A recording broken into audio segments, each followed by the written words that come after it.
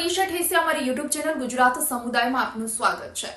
રાજ્યની સરકારી કચેરીઓમાં કેવો માહોલ હોય છે, સરકારી કચેરીઓમાં કેટલા લોકો ખરેખર દિલથી કામ કરતા હોય છે, એના અનેક વખત રિયાલિટી ચેક થયા છે અને અનેક વખત જે ઘટનાઓ સામે આવી છે તે પ્રમાણે જૂનાગઢના સરદાર બાગ પાસે આવેલા બહુમાળી ભવનમાં મીડિયા દ્વારા એક રિયાલિટી ચેક કરવામાં આવ્યો અને તેમાં બ્લોક નંબર 2 માં જે કચેરીઓ આવેલી છે આ કચેરીઓ ઘણી બધી ખાલીખમ જોવા મળી અને સમય હતો સવારે 11:30 થી 12 વાગ્યાનો સમય। જો ઓફિસની શરૂઆત થતી હોય એ સમયમાં રિયાલિટી ચેક થયો હોય તો સમજ્યા કે હજુ કર્મચારીઓ પહોંચ્યા ના હોય, પહોંચ્યા બાદ હજુ ચા પાણી થતા હોય કે પછી કામે ન ચડ્યા હોય, પરંતુ 11:30 થી 12 નો સમય એવો છે કે ઓફિસ શરૂ થયાના અડધો પોણો કલાક બાદ, કલાક દોઢ કલાક બાદ પણ તમે ટેબલ પર ન જોવા મળો।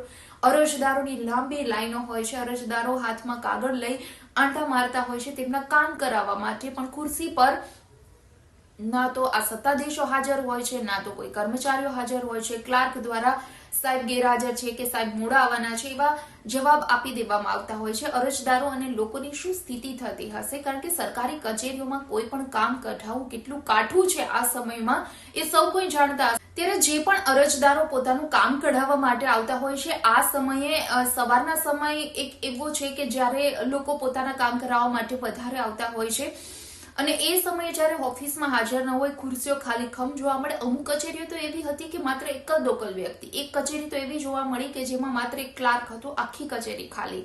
ઘણી કચેરીઓ એવી હતી કે જે અડધો સ્ટાફ ભરેલો હતો, પરંતુ જે પણ ખુરશીઓ ખાલી હતી આટલા બધા કર્મચારીઓ કરે છે શું, ક્યાં જાય છે? 11:30 નો 12 નો સમય તો એવો છે કે ના તો રિસેસ હોય છે, ના તો લંચ બ્રેક હોય છે, તો પછી આ સમયે કર્મચારીઓ કેમ પોતાના કામ પર જોવા નથી મળતા? આ અંગેનું ધ્યાન કોણ રાખશે? અરજદારો પોતાના કામ કરાવવા માટે જાય એટલે કર્મચારી તે ખુરશી પર બેસશે અને અમારું કામ કરી આપશે એવી માત્ર વાટ જ જોવાની રહે કે પછી લાઈનમાં ઉભા રહી ટોકન લઈ અને સતત તેમની રાહ જોવાની રહે?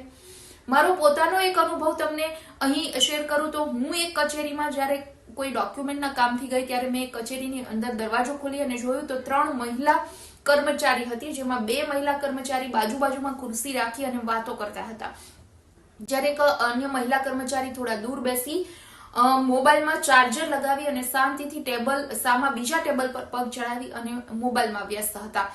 મેં જ્યારે એક ભાઈ વિશે આ મહિલા કર્મચારીને પૂછ્યું ત્યારે તેમણે જણાવ્યું કે અમને આ અંગેની કોઈ જાણ નથી, હજુ ઓફિસ ખુલ્લી જ છે, શરૂઆત જ થઈ છે એટલે આવશે કે નહીં આવે અમને કોઈ જાણ નથી। હવે તમે વિચાર કરો, એ સમય પણ 11:30, 10:30, 11:45 ની આસપાસનો સમય હતો। તે દિવસે મને દિલથી લાગી આવ્યું કે સરકારી વિભાગોમાં, સરકારી કચેરીઓમાં જ્યારે નોકરી મળી જાય છે ત્યારે કોઈ અલગ પ્રકારનો પારો ચડી જતો હોય છે અથવા દિમાગમાં એવું સેટ થઈ જતું હોય છે કે ઓછું કામ કરવું કે નહિવત કામ કરવું।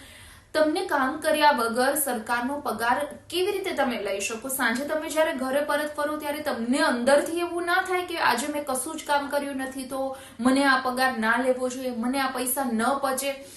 બાર લોબીમાં અરજદારોની લાંબી લાઈનો, નાના માણસો પોતાના હાથમાં કાગળ લઈ આંટા મારતા હોય છે અને આવા કર્મચારીઓ કચેરીમાં બેસીને પણ આ જ કરતા હોય છે કે વાતોના ગપ્પા મારવાના કે મોબાઈલમાં વ્યસ્ત રહેવાનું, અથવા તો ખુરશી પર તમને કોઈ દેખાય જ નહીં, કચેરીમાં કાગડા ઉડતા હોય છે અને આ સમય હોય છે સવારે 11:30, 12, 1 વાગ્યાનો સમય કે ત્યારે જમવાનો પણ સમય હોતો નથી, કોઈ પ્રકારની રિસેસ પણ હોતી નથી અને છતાં પણ કર્મચારીઓ ગેરહાજર હોય છે। આપણી આ સિસ્ટમ પહેલેથી ચાલતી આવે છે, સિસ્ટમની રીતે કામ કરશે, અમે અમારી રીતે કામ કરીએ છીએ, નહીતર લોકોને તો જાણે કામ માટે ધક્કા ખાવાની આદત પડી ગઈ છે। આવી પરિસ્થિતિ છે હાલ તો સરકારી કચેરીઓમાં। વિડીયો પસંદ આવ્યો હોય તો લાઈક અને શેર કરવાનું ભૂલશો નહીં અને ખાસ અમારી ચેનલ ગુજરાત સમુદાયને આપ સબસ્ક્રાઇબ કરી લેશો। આવતીકાલે કોઈ નવા ટોપિક પર ચર્ચા કરીએ।